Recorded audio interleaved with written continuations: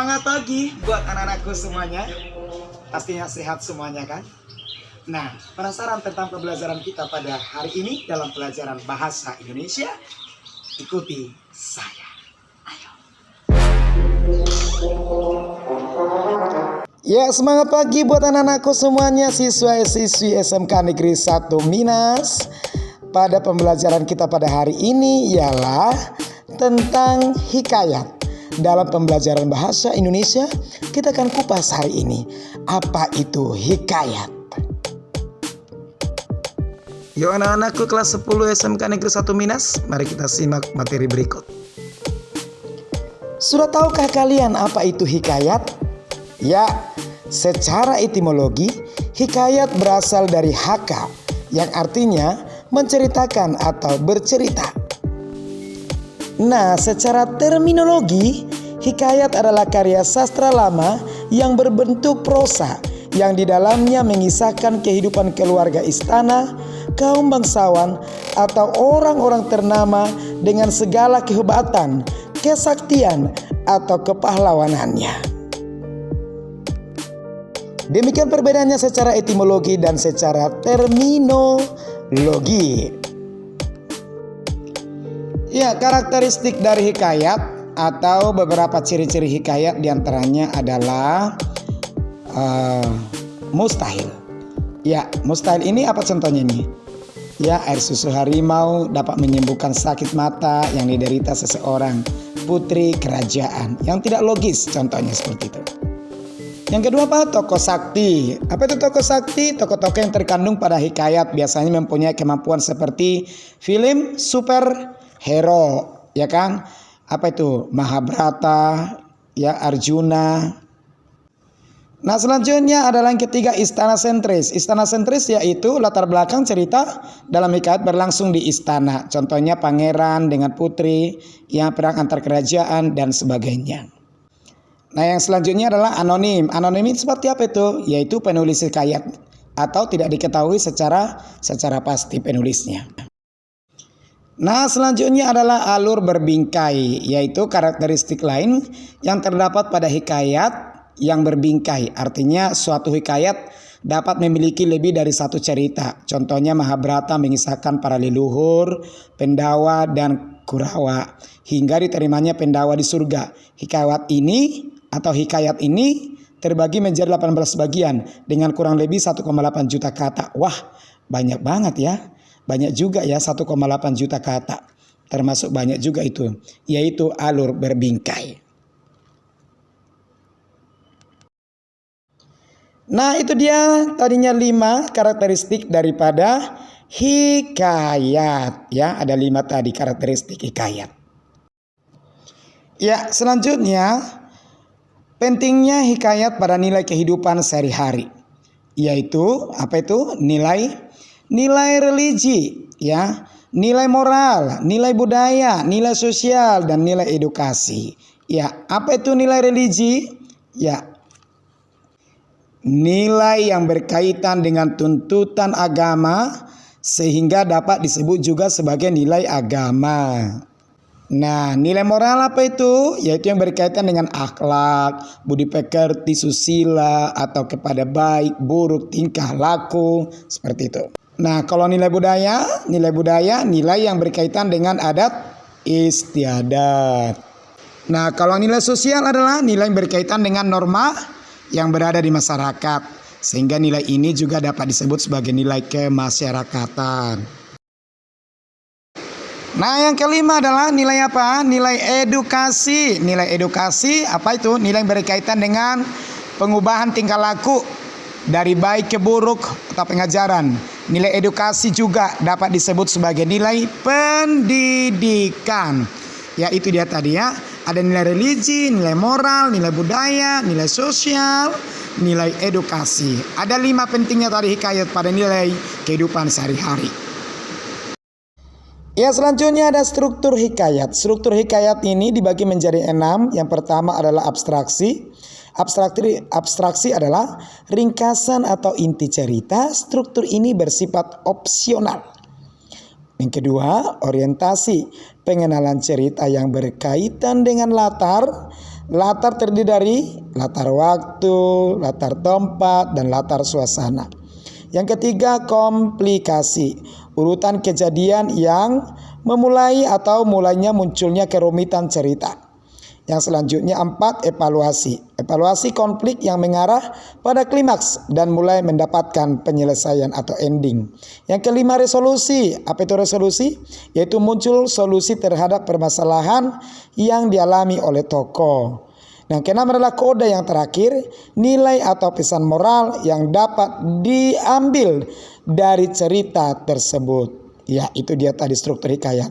Ada abstrak, komplikasi, resolusi, orientasi, evaluasi, dan koda. Ada 6 struktur hikayat.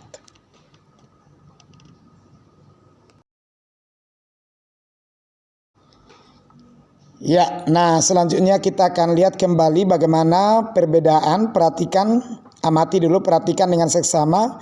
Ternyata ada perbedaan dan persamaan antara hikayat dengan cerpen loh. Ya, apa perbedaannya? Ya kita lihat. Persamaannya adalah karya sastra berbentuk prosa memiliki unsur intrinsik dan ekstrinsik.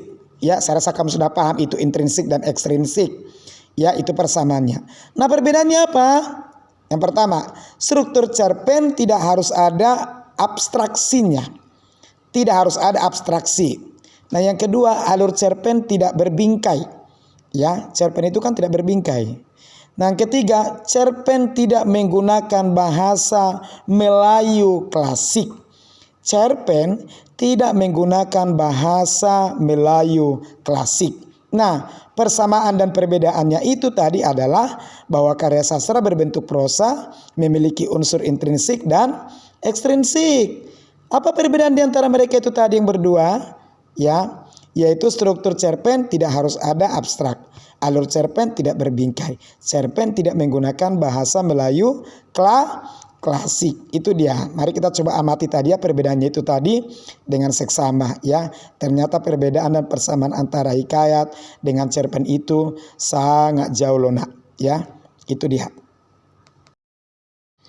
Ya, selanjutnya kita akan lihat unsur pembangun hikayat ya. Unsur pembangun hikayat.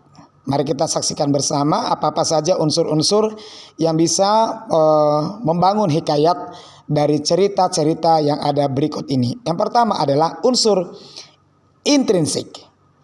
Ya. Lagi ada unsur ekstrinsik. Unsur intrinsik, unsur-unsur yang terdapat di dalam cerita. Unsur-unsur yang terdapat di dalam cerita. Sedangkan unsur ekstrinsik, unsur yang berada di luar cerita. Ada yang di dalam ini. Ini itu kan terdapat dalam. X berarti itu terdapat di luar daripada cerita. Ya, unsur intrinsiknya. Kita lihat yang pertama. Apakah itu unsur-unsur intrinsiknya? Ada tema, ada tokoh, ada latar ya, ada alur, ada sudut pandang, ada amanat dan gaya bahasa. Ya, ini harus dipahami. Ya, ada berapa itu? 1, 2, 3, 4, 5, 6, 7, 8. Ya, itu lihat tema itu apa? Pokok atau gagasan utama sebuah cerpen. Ya, pokok atau gagasan utama sebuah cerpen. Ya, itu dia tema. Ya, tokoh. Ya, yaitu pelaku dalam sebuah cerita. Tokoh, pelaku dalam sebuah cerita. Nah, latar, apa itu latar? Dibedakan menjadi latar tempat seperti yang kita bahas tadi, latar waktu dan latar suasana. Ya, itu latar. Nah, selanjutnya alur. Alur adalah urutan peristiwa dalam cerita. Urutan peristiwa dalam cerita. Selanjutnya sudut pandang. Pandangan pengarang terhadap sebuah cerpen. Pandangan pengarang terhadap sebuah cerpen. Nah, amanat. Apa itu amanat? Yaitu pesan-pesan moral yang disampaikan oleh penulis. Nah, gaya bahasa. Memberikan kesan kebahasaan dengan majas. Ya, memberikan kesan dengan gaya bahasa majas. Ya, itu dia. tema, tokoh, latar, alur, sudut pandang, amanat, dan gaya bahasa. Itu beberapa unsur intrinsik. Lanjut unsur ekstrinsik. Unsur ekstrinsik, latar belakang pengarang, riwayat hidup pengarang, kondisi psikologis pengarang, hasil karya pengarang, aliran sastra yang dianut oleh pengarang. Yang kedua, zaman ketika karya sastra diciptakan. Yang ketiga, nilai-nilai yang dianut masyarakat saat karya diciptakan. Latar belakang pengarang, zaman ketika karya sastra diciptakan, ya, nilai-nilai yang dianut masyarakat saat karya diciptakan. Itu unsur-unsur daripada ekstrinsik daripada sebuah unsur intrinsik yang kita dapati di berikut ini. Hikayat maksudnya. Ya, selanjutnya kita masuk ke kebahasaan hikayat. Ya, kebahasaan hikayat itu dibagi menjadi apa itu? Ada kata arkais. Arkais, ingat ya. Kata-kata yang berhubungan dengan masa dahulu atau berciri kuno dan tidak lazim seperti lagi saat ini. Contoh gitu ya. Yang kedua, contohnya apa itu? Yaitu syahdan, hatta, bertitah, beroleh, buluh, mahligai, dan lain-lain. Ya, ini dia kebahasan dari karya hikayat. Kata arkais, ya, dan contohnya syahdan, hatta, bertitah, beroleh, buluh, mahligai, dan lain-lain. Ya, itu kebahasan daripada hikayat beserta dengan contoh-contohnya. Ya, selanjutnya adalah konjungsi kronologis, yaitu kata penghubung yang menyatakan urutan waktu kerja. Contohnya sebelum, sesudah, setelahnya, lalu, akhirnya, dan sebagainya. Itu dia. Ya, selanjutnya kita ke bahasaan hikayat dalam sebuah majas. Ya, kita ketahui banyak majas. Ya, kita bahas satu-satu, yaitu majas antonomasia. Majas antonomasia adalah majas yang menyebutkan sesuatu bukan dengan nama asli dari benda tersebut, melainkan dari salah satu sifat benda tersebut. Contohnya, si manis tidak dapat tidur dengan nyenyak. Ya, yang kedua, majas metafora. Majas metafora adalah majas yang menggunakan kata-kata bukan arti yang sebenarnya. Dengan kata lain, metafora merupakan kiasan. Contohnya apa? Raja siang bersinar terang saat ini. Ya, Raja siang bersinar terang saat ini. Itu masuk metafora. Selanjutnya majas hiperbola. Saya rasa kamu sudah sering mendengar majas hiperbola, yaitu majas yang menyatakan sesuatu dengan cara melebih-lebihkan sehingga terkesan lebih besar dari keadaan sebenarnya. Majas yang menyatakan sesuatu dengan cara melebih-lebihkan sehingga terkesan lebih besar dari keadaan sebenarnya. Apa itu contohnya? Ialah pemain itu berlari secepat kilat. Ya, selanjutnya adalah majas mile, yaitu majas pertautan yang membandingkan dua hal yang secara hakiki berbeda tetapi dianggap mengandung segi yang serupa.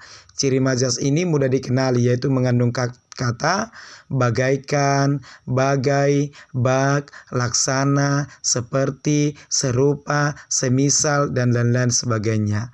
Contohnya, dia cantik, laksana bidadari turun dari langit. Rumah ini bagaikan istana di tengah gurun pasir. Itu dia.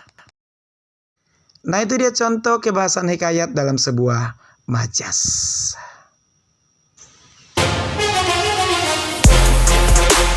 Ya, demikian pembelajaran kita pada hari ini.